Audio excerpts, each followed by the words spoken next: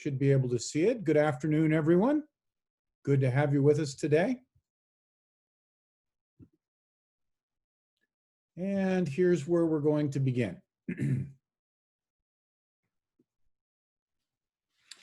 All right, we should be able to finish up lesson 5 today and then be able to move on into lesson 6 and possibly even finish 6.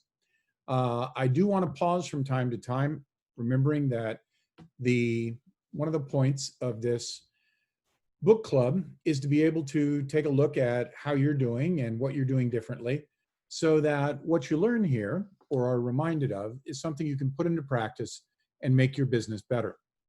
So let's get started with tracking, review, and improving.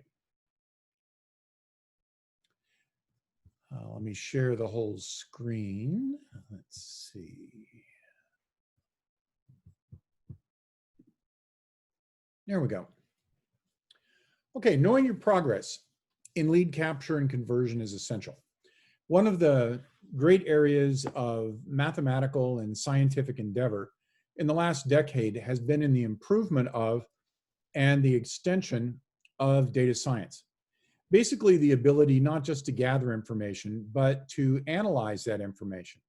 Now, we've always been able to do that for a very tight number of specific things.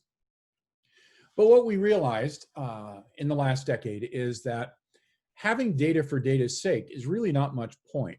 What there is a great point to is gathering data and analyzing it that you can use to make business decisions. That's where the real gold mine is in gathering information. So knowing your progress in lead capture and conversion is absolutely essential. What's working and what isn't.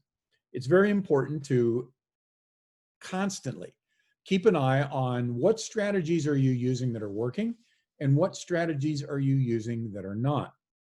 So I have noticed that even in recruiting agents, which is one of my primary jobs as the CEO team leader, is that things change very rapidly. In a single week, I went from being able to talk to a lot of agents on many subjects in and about what's going on with their business, to talking to almost every agent, and every agent is so busy they hardly have time to talk.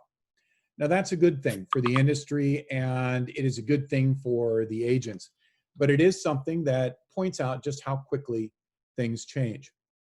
One of the things that we've noticed is that since COVID, there has been a number of changes in the market. The flood of pressure of buyers who want to get back in gear is pretty significant. The other thing we've seen happen is tech, which has always represented a large portion of our market of buyers, dipped right during the beginning of the COVID isolation, where tech stocks tanked. And when they did that, all of those buyers that are late 20s to mid 40s that have been relying upon their stock for the purchase of their home suddenly saw that stock take a giant nosedive. And with that came an unwillingness to cash in stock to buy property. And it makes sense, because that stock, it's assuming if it goes down that fast, that it might also go up and regain the ground that was lost. That's reversed though. Many of the tech companies in the area have seen massive stock recovery. A perfect example is in NVIDIA. If you have any friends there or you keep track of some of the tech stocks, it took a serious dip and then it rocketed right back up and has run a couple of days at least in the last few weeks of record-breaking heights. So keep in mind that what's working and what isn't in both your tactics for engaging sellers and becoming a seller's agent, getting a listing, or in engaging buyers in such a way that they can go after the market, changes. And it changes very rapidly, and sometimes it changes very extremely. So we need to stay on top of that of agents if we're going to stay with a shift. Every time these shifts happen in the market, some people just like watching surfers in the ocean. Some paddle hard and catch the wave and go for a great ride. Others aren't able to catch the wave and they slide down the backside and they're still out in the ocean without making progress. We want to be that surfer that stays ahead of the wave and is able to get up and catch it and go for a great ride. So understand by areas, lead appointments, appointments to be signed agreements, agreements to close transaction. All of these are important. They're each step of the phase. And if you've been in the business very long, these are not strangers to you. You absolutely already know this. What you may have done just by virtue of things that are urgent tend to displace things that are important is that the urgencies may have sort of pushed to the side the need to go out and keep a close track on what's working and what isn't. Keep that data analytics, that view of what you're doing and is it giving you the desired effect, and keep adjusting until it does. That's the part of shift, which is a different mindset than most of us have when we are in a business. We just don't think that far ahead. So tracking your system. Do you track your own conversion rate, and what is it based on? Conversion rate is important. It tells you something about the market you're in, and it tells you something about your adaptation to that market. Then you have to decide, based on what those numbers are you going to change approach? Now, changing approach is obviously not a guarantee that things will get better, but if you do nothing, they for sure won't get better. So it's something that we have to take an educated guess. We use our experience. We use the counsel of other agents, especially agents who are very mature and very successful in their business. And that's why Keller Williams Santa Clara Valley does so many trainings. We have our own agents. We have top agents from the Valley. We had a fantastic presentation yesterday about how to capture full commission from one of our great team and group agents. It's absolutely essential to keep trying things so that you get the best combination. So the bottom line is what we're after. Every lead has a potential to turn into business, and we need to recognize it and treat it accordingly. Treat every lead as precious. You can't afford to waste them. One of the things that I do, since I have so many years in the upper ranks of technical management in high tech, is I find the process when it's broken and I try to fix it. I fix it in a way that will keep me from falling into a trap in the future and will give me better data and better results for my business. One of those is to not let leads just fall off the table. Find out which leads are ready, willing, and able. That, of course, is back to the concept we talked about last week called motivation. Motivation is really important. The buyer or the seller have to be in a position where they really want to see a transaction through to conclusion. And those are like diamonds. When we get those kinds of leads, the effort that we put into it should go way up so that we are able to convert those into forward movement for our business. Cultivate all other leads until they are ready, willing, and able. So there's a priority we're going to look at in the form of a diagram in a couple of minutes that shows us how to think of the investment of time versus the warmth of the lead and be able to put the time in accordingly.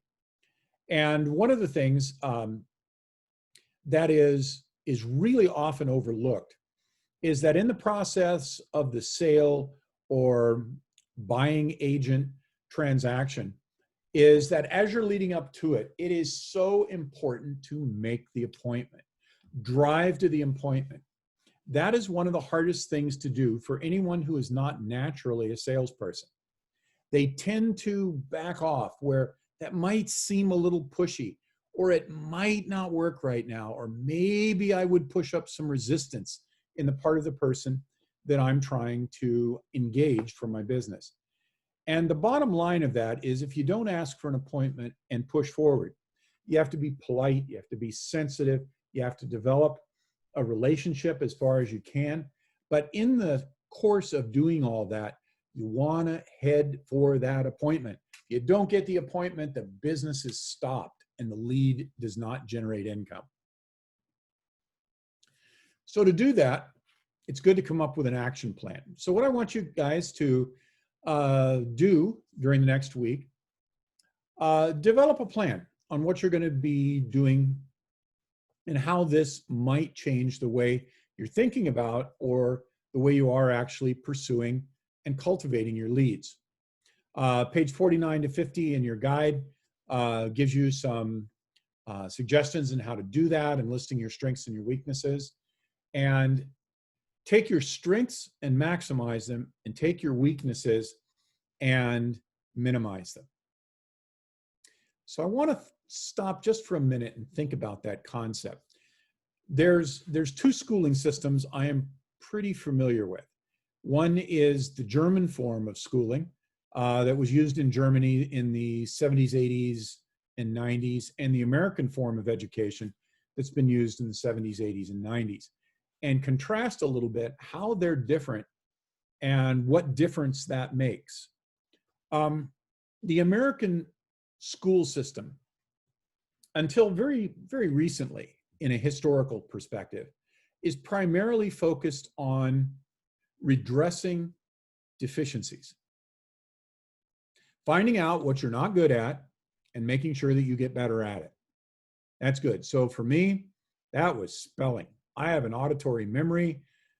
English is not pronounced as it's spelled, unlike German, where if you can pronounce the word, it is completely phonetic and you know how to spell it, which makes it a lot easier for me. But spelling was always just a brutal thing for me to learn because it didn't stick easily.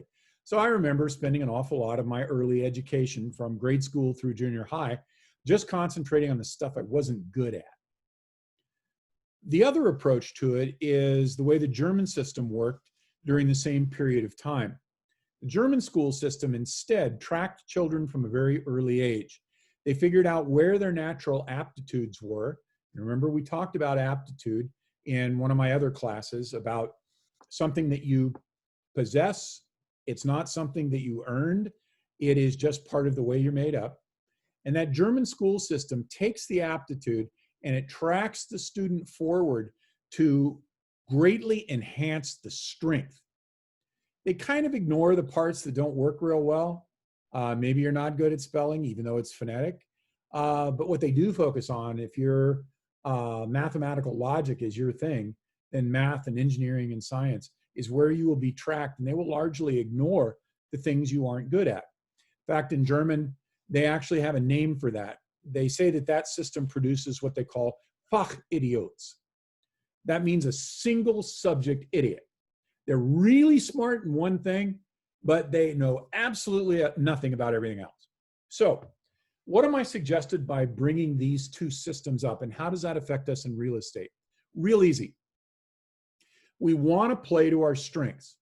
If your strength is social media, if it's organization, if it's bookkeeping and accounting, if it's the artistic and effective creation of marketing materials, play to that strength. Really go after it and make that the central thrust of how you're going to push your business forward. But at the same time, let's look back at the American cousins and say, yeah, but at the same time, you have to get better at what you don't do well. So in some of our cases, for those of us who are naturally introverts, engineers, technical people, we may not be as far down the road of loving social media. You know, I feel that it's a huge thrill in life when both of my other friends and myself get together. It's just the way that I'm wired. So I know I have to be better at social media. So that's an area that I focus on. So I would challenge you in coming up with an action plan, identify what you're really good at, enhance it, and drive it forward. And then figure out what you're not so good at and figure out how to get a little better.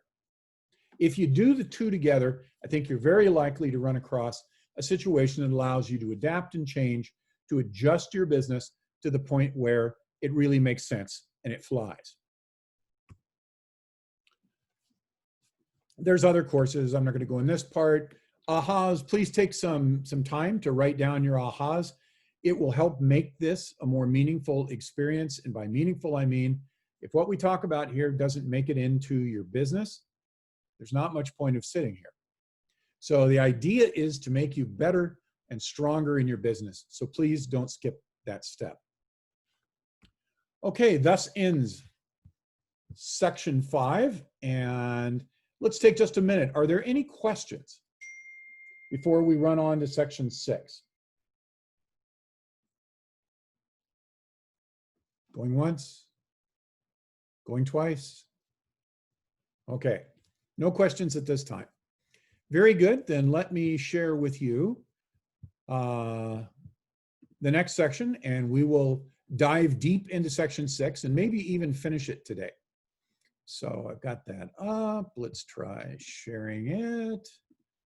Voila. We'll do this, and we will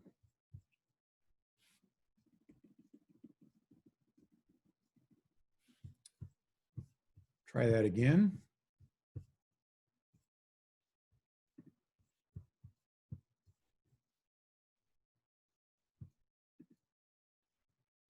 There we go. Can everybody see that? Mark, give me a thumbs up if you can see that on the screen. Yep, okay, good. Thank you. Okay, this next section is about internet lead capture and conversion. It has absolutely revolutionized pretty much all of life, both for good and for bad. Social media is a very powerful tool to the point where it is almost an addictive drug from psychological studies that have been done. And it's definitely a tool of business and of personal attachment. So we're going to talk about catching people in a web and catching fish in a net. There's a lot of material in here that uses that capture and gather type framework and visuals to illustrate the points. So let's look at the main ideas. Perspective on lead capture and conversion is something we need to have. So we're going to talk a lot about how we're going to use the internet, what we can do with it, what we can use both in passive and active approaches to social media and to technology. The second is how the internet has changed real estate, and it has changed it massively. There isn't a single homeowner who thinks about selling or buyer who thinks about buying that hasn't looked at Redfin. I feel fairly confident in that. Even a transaction I just closed in Fort Worth, Texas with my own family. Guess where they went out looking? They had a Keller Williams agent. The agent did a fantastic job. Today I got word that the final offers and counter offers were accepted and it's moving forward. But it was definitely something where there was a weird role for Redfin that it still had, even though they had no part in the transaction itself. Except for the fact they set the sale price of the house too low, which is a common problem with Redfin. And that was to the advantage of my son and his fiance as buyers. So I was very happy Redfin had set it low. Then the 4 C's: capture, connect, cultivate, and close. These are the 4 stages of converting your leads into business. So without any further discussion, let's go straight into the first one: perspective on internet lead capture and conversion. Okay, so customers are uber connected and informed. We know that. It's been that way for the last decade, and maybe arguably earlier. The first parts of the internet were put together with, in some cases, people I actually worked with, and in one case, a person I'm friends with, when the internet was at its dawn back in the 70s, for the purpose of file transfer and immediate mail delivery, 2 of the first services that the internet provided. One of my friends was a doctoral student at the University of Hawaii and was absolutely instrumental and has pictures in the histories of the beginning of the Aloha Net, which was one of the precursors to the DARPA Net, which eventually became the internet. So it's changed everything. The days when the only real estate contact you had was an agent who knocked on your door once every quarter and said, "Hi, I'm Bob. I'm an agent in the area.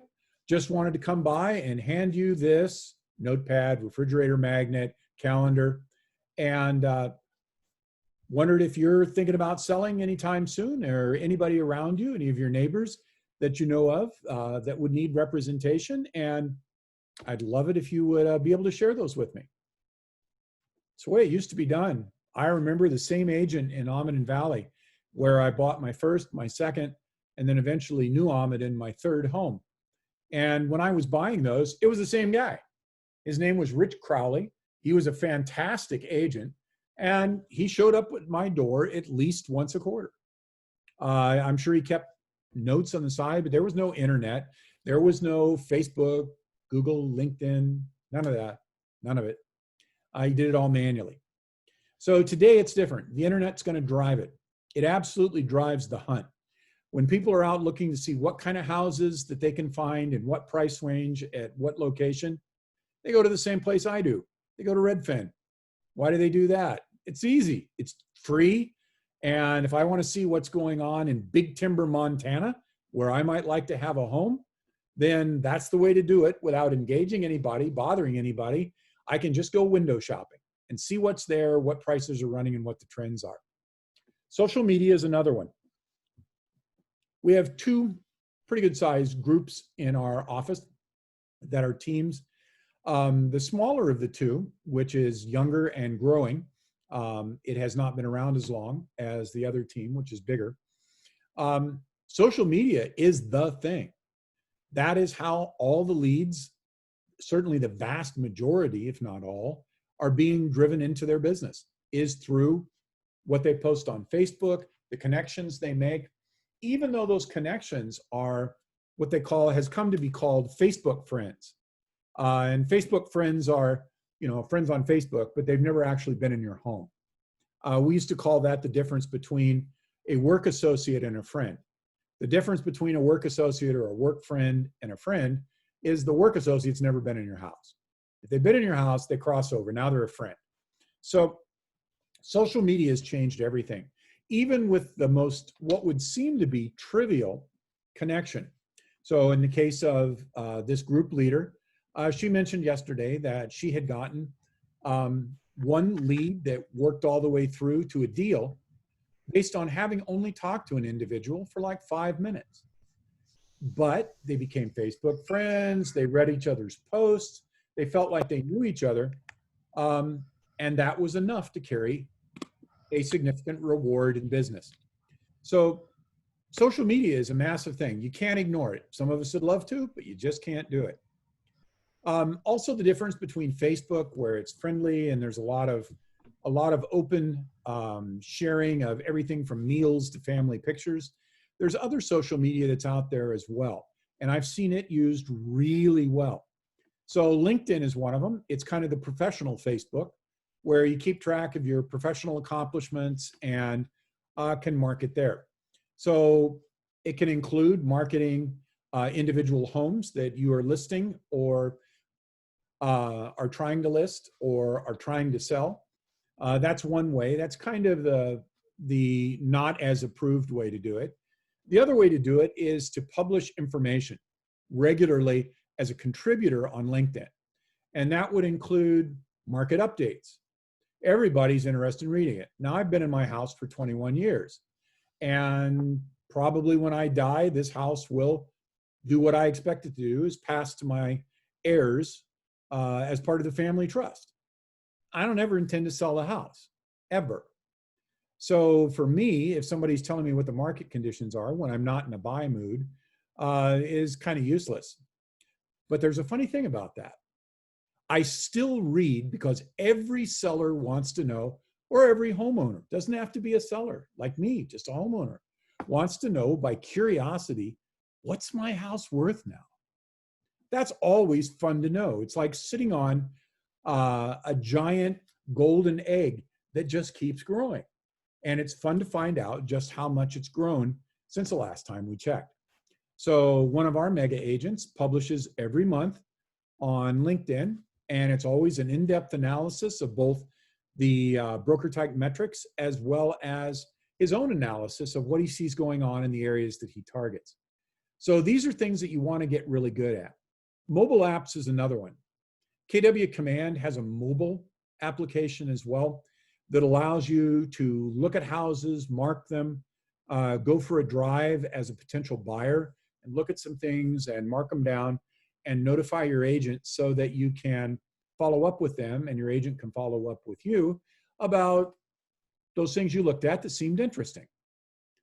Online interactions complement your personal touch, and that's important. The personal touch is still there and it's still highly valued, but because there's only one of you and there's only so many hours in the day, where you can do the personal interactions. The idea is to make the technology your tool for multiplying the amount of touches and contacts that you can make beyond what you can physically do. So let's talk for a minute about what is a lead. Okay, hits, inquiries versus leads. So let's say that I do this class and I notice folks join the class and some of them are not from Keller Williams. They might be from somebody else, and I might like to contact them and let them know some of the value that we offer, so that if they were in the market to move, they might be able to consider having an appointment with me and finding out if the math makes sense.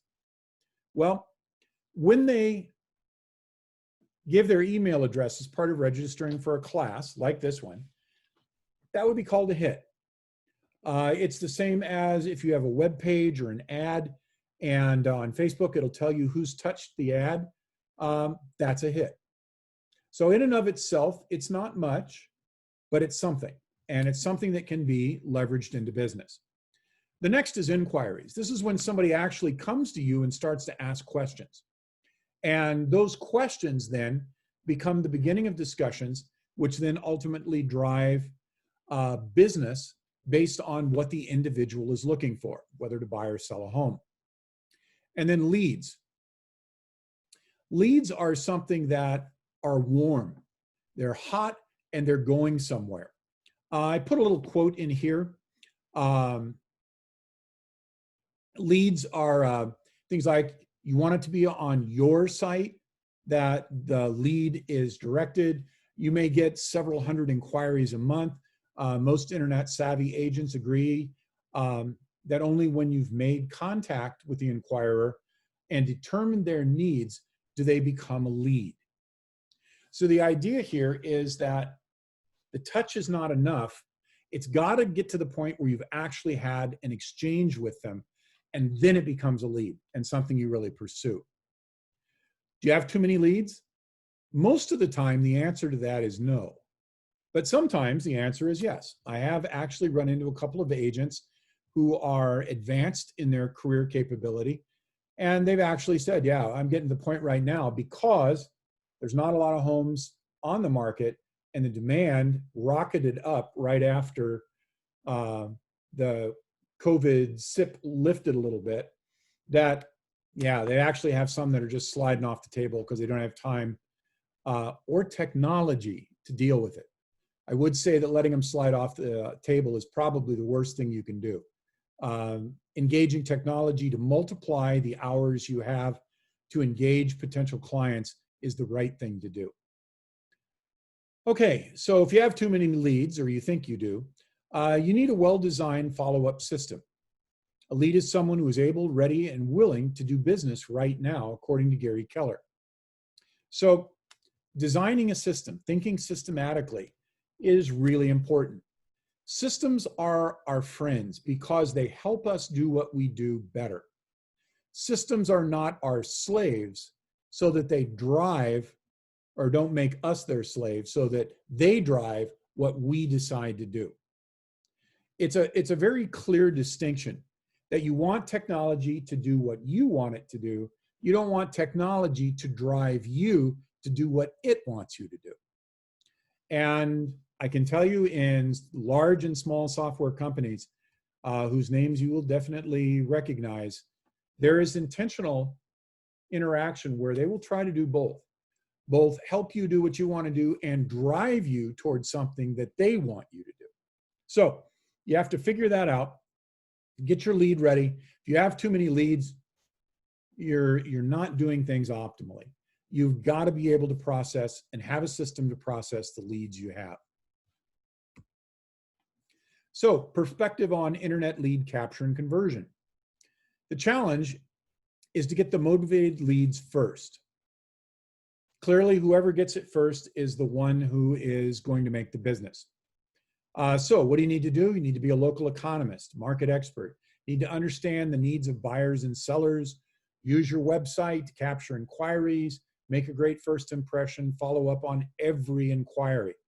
All of these are really kind of Agent 101 in the 21st century.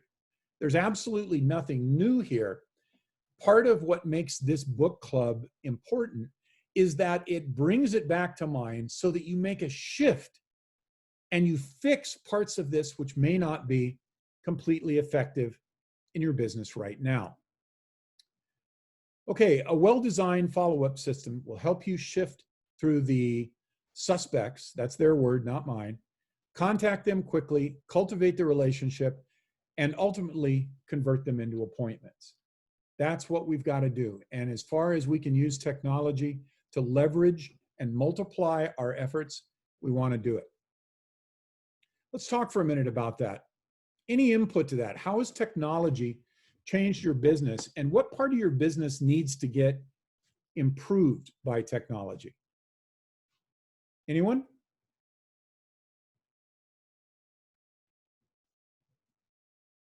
Don't be shy. Jump right in. Okay, quiet crew today. Take the time to figure this out.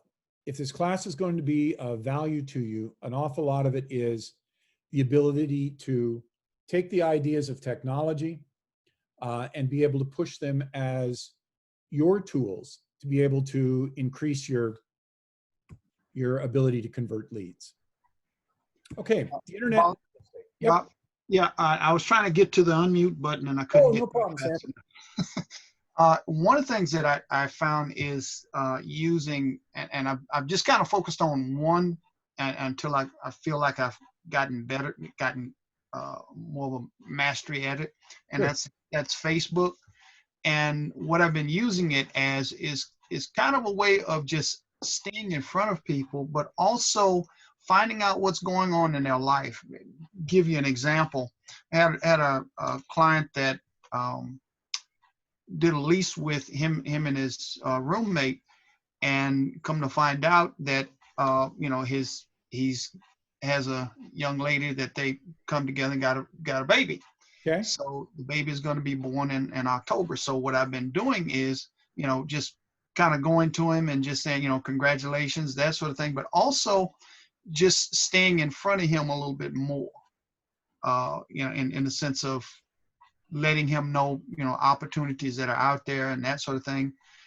So that's kind of one of the things that I've been doing, is using more of the social media, and also using it in other ways. Like I have a network group, which is a Facebook group, Right. and bringing together people within that particular network group. And these are other businesses, so it's helping them to be able to get their word out and that sort of thing. But that also keeps me in front of them, and just helping them along. So it's not just for my business, but it's also to just kind of help others, because that does give you some visibility as well. So Right. So that was pretty much about it. Sanford, those are great ideas. I'm really glad you're pursuing those. Clearly, you've given it some thought and you've taken action. I might challenge you on a couple other quick questions. I'm not going to put you on the spot, but keep track of some things like the addition of a child, the graduation of children, Right. middle school, high school, things like that. Which ones of the life kind of events tend to generate which kinds of business? Well, what I found is retirement, graduation hadn't been as much. I think after the COVID quarantine, we'll probably be seeing more babies. So maybe not in my house, but okay. Yeah. But what I'm saying is that basically, and that I've been looking at my millennials, keeping an eye on them, because that number may start picking up. Just from this one client, just kind of brought that to mind. But the graduation from high school and that sort of thing, as well as ones that are in college and they're graduating, so they're on my radar now. Excellent. Sanford, you are on top of your game. That's awesome. Very good. Thanks for sharing that. Okay, let's take a look at who uses the internet. Now, I think this class material set was actually made in 2014. So I guarantee you these numbers are higher. When it talks about buyers and sellers, do online searches, use mobile devices, bridge gap between internet search and a home purchase, and they use an agent. I will bet dimes to dollars that every one of those is probably 95% or higher by now. Mark, do you have any idea of statistics on any of this stuff? Probably not. I think, you know what, I think it's pretty accurate, but it's old. I think Yeah. today more people, especially with the use of the mobile applications, the mobile apps with Redfin, Zillow, as well Right. as Keller Williams mobile apps, it's going to, almost everybody Yep. in the housing markets is going to use some type of tool. Yep. I I agree. can't believe it's still 90 or 89%. No, I can't either. And like I said, this data is from 2014, and I feel pretty comfortable in saying it's more than 95%.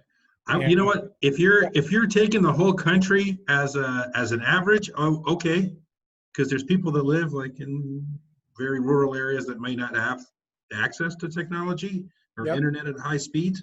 But if we're talking about Silicon Valley, we're talking about from San Francisco to San Jose, Oakland, over to Oakland, and yeah, 100%, Yeah. 100% of our Yeah. market. Excellent. So we know that it's there, we know it's being used, and we've got to figure out how to adapt and make it the best for us. So some truths about internet and real estate. A great website may bring you a lot of visitors, but it takes more than a great website to get a customer. So websites are interesting. I look at all kinds of websites of stuff that interests me, but it doesn't necessarily make me a customer. So I love wristwatches. I have a very humble collection of fairly inexpensive wristwatches. If I was a quadrillion billionaire, I would have a probably pretty good collection of really expensive wristwatches. But the part that interests me about them, whether they're, $100 or $200 or $20,000, is they are absolutely interesting to me for a mechanical reason. I love the engineering behind the mechanisms and how they work and how they differ. So there's a lot of websites I go out onto. I'm not going to buy a clock there. Nope, not going to happen. Too expensive, too far away, don't know what I'm getting, who knows. So the same is true in real estate. You can see it. People have great websites, but there's no connection, no reason to talk to them. Okay, if you have a system in place to capture buyers and sellers and have a system to convert them, the internet can yield great leads. So the key is not just to get them to hit the site, but you got to figure out how to get from the hit the site to generating a lead, which we talked about in the last chapter. You've got to do the follow through. If any of that breaks down along the way, it's pointless. The touch to your website didn't mean a thing until it translates into helping somebody and doing business. So very important to keep that in mind. It makes you think in terms of a system, not of an event. It's not just an event that you're going after. You're trying to get a series of events to happen in a system that leads to your desired goal. Okay, buyers and sellers are looking for help and trusted advice from an agent. Now, with all of the stuff with Zillow and Redfin and sell your own house and, for sale by owner, why do people bother with agents? They cost them quite a bit of money that you just stick in your pocket. Buy a new low-end Mercedes-Benz. It says something about how much cars cost these days. The answer is simple. I'm a smart guy, and I don't trust myself if I'm not a real estate agent or broker to know the ins and outs so that I handle my own deal well.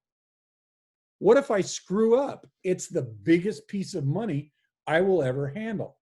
When I sold my first house and bought my second house, I remember my then wife and I looking at that check for what we got out of that we were going to then put against the new house. We had the check, it was made out to us.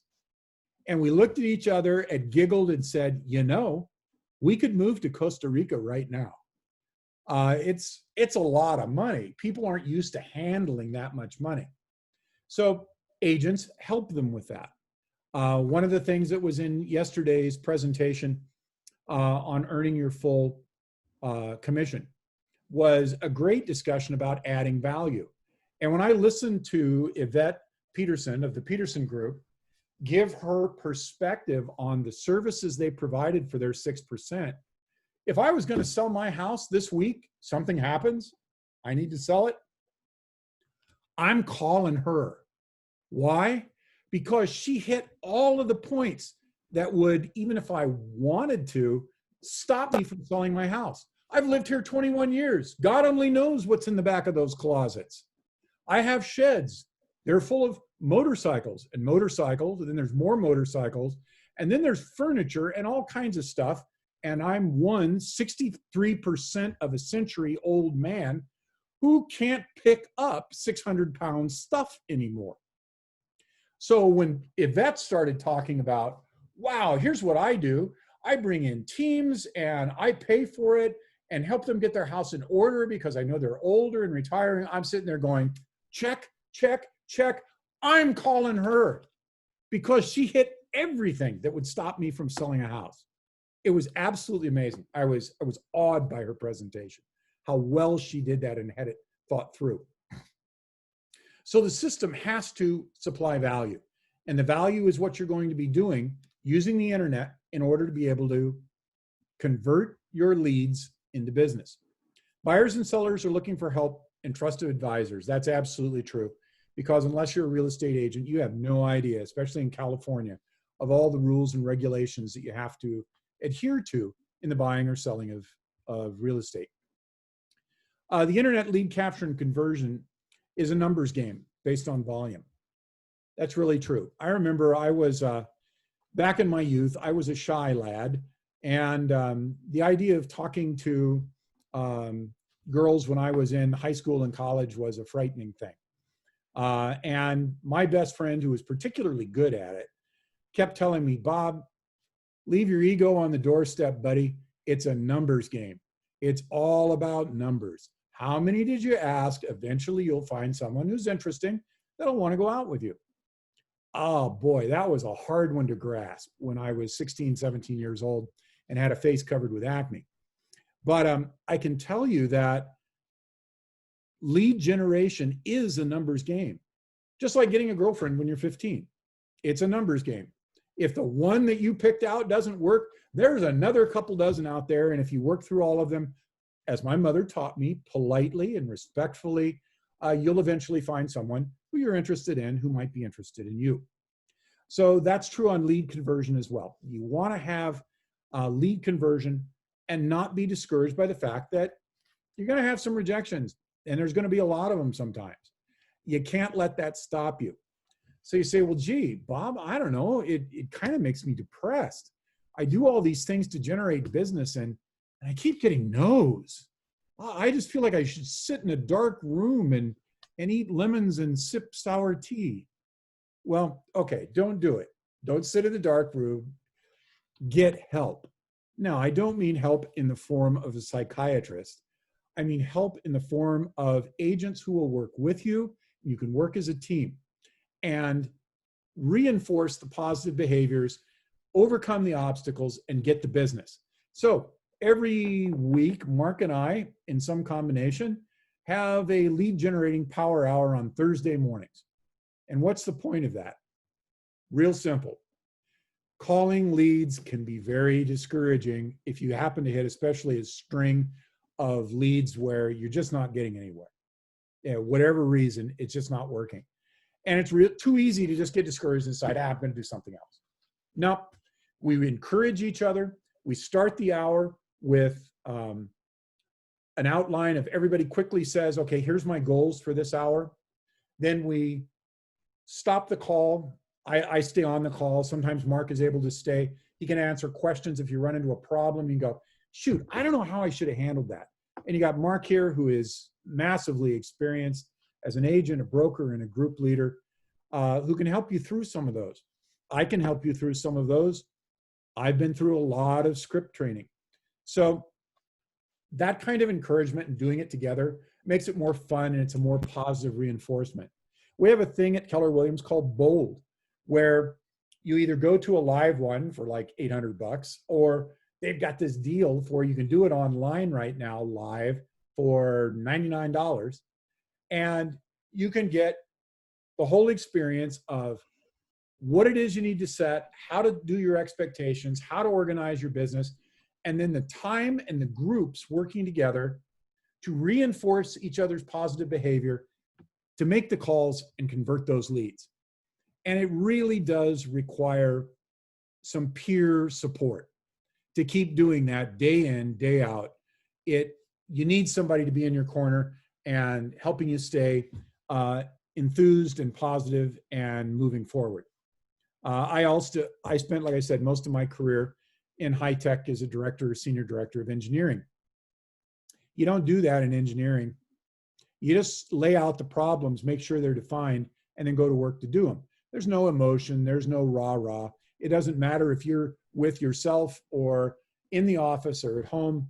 You know the technical task and you get it done. Very, very different than having to make human contact and have a fairly high rate of rejection. It's a different problem to solve. It took me a little while to figure out just how different it is. So for us as salesmen in our roles now, wherever you came from, and a lot of the folks in our office are ex-high tech, having that reinforcement through a power hour, through a bold experience, through agents that decide, hey, we're going to get together, impromptu every Wednesday at noon, and we're going to make an hour of calling together, and then we're going to go have a margarita together. And that's it. That's how we're going to reinforce the behavior. You need to reinforce it, though, so that you keep doing the right things that are going to drive it forward. It really is a ratio that you're driving toward. So it's a numbers game. Don't let that scare you off from doing the right thing. Okay, sellers on the internet. Browse to analyze and research a market. They look at comps. They have no loyalty to agents or companies when they're starting. They don't. What to understand the home selling process, and they want agents to know their stuff and provide real value. Now, when my son and his fiance just got ready to start buying their home in Fort Worth, Texas, for which I was a member of that business deal, it was really interesting. They didn't know anybody down there. I used Keller Williams referral system, looked through who the agent groups were in Keller Williams in their ranking, picked one for a couple of reasons that looked, I thought, the most interesting, and then contacted them and got them started with my son and his fiance in buying this house. And when it started, my son was kind of, I don't know, Dad, if we really need an agent, you can tell us stuff. I said, yeah, I can tell you stuff about California. I can't tell you anything about how things work in Texas. So yeah, you do need an agent. And it was really interesting. Within the first week, the IMs I started getting back were, oh my gosh, this gal that you sent us is fantastic. She's getting all of the things you ask us to ask her to get, like the broker metrics, the history of sales, what's going on in the neighborhood, what the short and long-term trends are. She's got that figured out. She has the neighborhoods blocked out and colored for us. She's completely identified which houses are in our price range and what the pros and cons of the neighborhoods are. And here's where, Dad, I go to law school, and this is the area 3 miles out in radius and 6 miles out in radius and 9 miles out in radius, and how it changes and where the buys are and where they're not. And when he finally closed the deal, he IM'd me yesterday and he said, it's done. We've got the contract accepted. We've countered and offered and gone back and forth a bunch, finally played hardball because the agent helped us do that. And we got what we needed for the final thing. We're in contract, and we're moving toward closing the deal. So agents do all of that. My son's first-time home buyer, he's never done this before. All he remembers is the nightmare of me being nervous for weeks when I bought this one as a single dad. And he came away just ecstatic about that agent. So I guarantee you, if he goes to buy a rental in the next few years in the Fort Worth area, guess which agent he's going to go back and use? Same one. Because she absolutely not only did what he needed to do, but made a believer out of it. So That's what we all Only want if to she do. maintains contact though.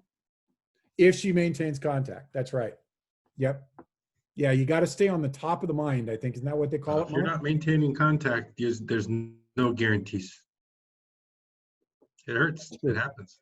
Drive down the street, see, oh, I sold that house. What's that? What? My sign. And you realize, well, why did they list with that guy? And then you look Yeah. back at your CRM and, oh, I haven't called her in 3 years. That's why. Ah, So nothing is a given. that's great No point. matter how good you did, no matter how awesome you won, no matter what you championed, if you don't maintain contact and regular relationship building activities, those people will list with somebody else. That's true. Excellent. Thanks, Mark. That's great. Bring up. It's funny, back when I bought and sold my first 3 houses, all of them in Almaden or New Almaden, I used the same agent because back then there was only one agent who came around. You know, that was back in the, what would that be, late 80s? And there weren't that many agents active, especially not out walking the neighborhoods in Almaden Valley, especially in New Almaden. New Almaden is a really old burg and doesn't have sidewalks or anything. Sits in a canyon. So, yeah, good point though. Mark, you're right. Everything has changed. I remember Rich because he always gave me the magnets on the refrigerator. Counters go out of date. I end up using and wearing out the little notepads by the phone. Plus, nobody keeps notepads by a landline anymore anyway. But refrigerator magnets have a life of years. When I had to replace my refrigerator a couple of years ago, there were refrigerator magnets from real estate agents who've been farming my neighborhood that went back 6 years. I just never took them off because it's always nice to have another refrigerator magnet. So anyway, great. Okay, so stay after those leads, keep them warm. What is it they say? Touch them 33 times to get business out of them. And I'm sure if you don't keep touching them, they will go to someone else. And we've heard that in our office as well from mega agents. The top agent in the office has said he's had people he's done business with on multiple transactions and he hadn't talked to them for a while. Next thing you know, somebody else is selling their house. It just happened to be someone who talked to him more recently. So excellent points. You want to understand the homes and the selling process and you want agents to know their stuff. Absolutely. When you go in and talk to a potential seller about listings, Mark, talk to us for a minute. You've done this a lot. How do you go in to make sure that your preparation brings them to a conclusion and list with you?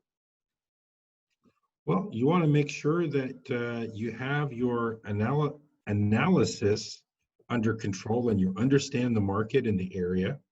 And you also want to have a firm understanding of the process of putting a home on the market and what it goes through as far as people viewing the house, what that looks like, open houses, what those look like, and strategies. So you want to make sure that you're able to express that to your listing, potential listing clients. So you want to have a good presentation and understanding of what you're going to be talking about, and deliver a good dialogue so that people have confidence in your ability to deliver a successful sale. How much time would you say that it takes you to prepare for a successful appointment like that? At least 30 minutes. At least 30 minutes. And that's with 18 years experience, like 30 minutes to sit there and go through, do the proper research on the market and the analysis. So I have an idea of what's selling in the neighborhood. I know what market we're operating in right now as far as buyer's market, seller's market go, so that I can eloquently educate them when they have those questions, you know, what they can expect and how soon they can they expect to have that successful sale happen for them. Cool. Do you have printed materials that you use as well, or is it mostly done verbally?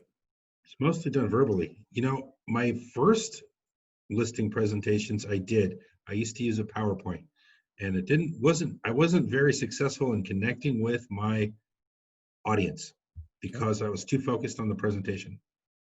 I had another senior agent do a listing clinic, and in his presentation, he didn't use any. He just came in with a notepad, And that's the style I adopted since, and it's worked out very well for me. Basically, I just come in with a notepad. I take notes regarding the property. I take notes, copious notes about every room as they walk me through the home. I look for items of commonality, items that I can use to build rapport with my clients, especially if I don't know them. Trying to look for commonalities and just really try to get people to like me first and foremost. And then once you have that established, then you can go through the process and ask them questions about what's important to them. And once you get good at asking the right questions, you'll learn how to dictate those conversations in directions that you want them to go. So there's certain questions that you have to answer that they should be asking you about, right? Like, how are people going to come into my house? Are they going to steal my jewelry? Who's coming to my, you know what I mean? People, Right. things that people might be concerned about while they're living there. Are they going to bother me while I'm getting ready in the morning? I mean, right?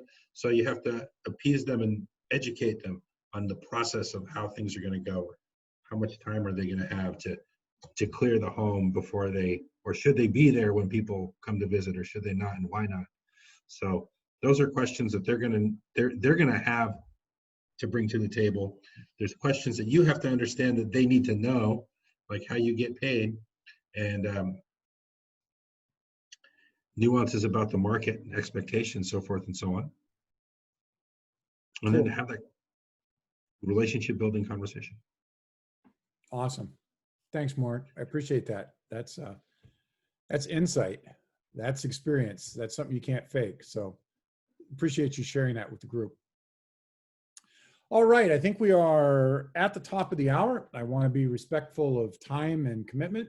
So I thank you all for being with us today. If you have any questions or comments, feel free to email me. I definitely watch my email and will respond back. If you have any changes you think that would make the book club more valuable than it is already, please let me know. I always try to adapt this so that it is of the most use to you, the agent, who is investing your time to be here. So thank you very much. Yes, real quick, Bob, just to add before we conclude, it's not like I don't have any type of materials to show people. Okay. That's not the case at all either. So I don't want people to get the wrong idea. When I go into the listing presentation, I want to build that rapport. But we have things such as our website and other items and evidence of success that you are going to share with them, but just not at that time, right? At a different time, even prior to your appointment, ask them, hey, this is my website. Please review my website. If you have any questions, look at the featured listings so you can see how I market properties, what my virtual tours look like. So that way they get an idea of what they can expect. And that way, when I'm in the house, we can just build a dialogue. So there is hard marketing materials, of course. Okay. You want to have those on the website and whatnot. Excellent. Thanks for that addition. Yep, for Very sure. good. All right, folks. Well, thank you for a good session, and we'll talk again next week. You have a great and productive week. Take care. Bye-bye, everyone. Thank you, Thank you, Bob. Bob.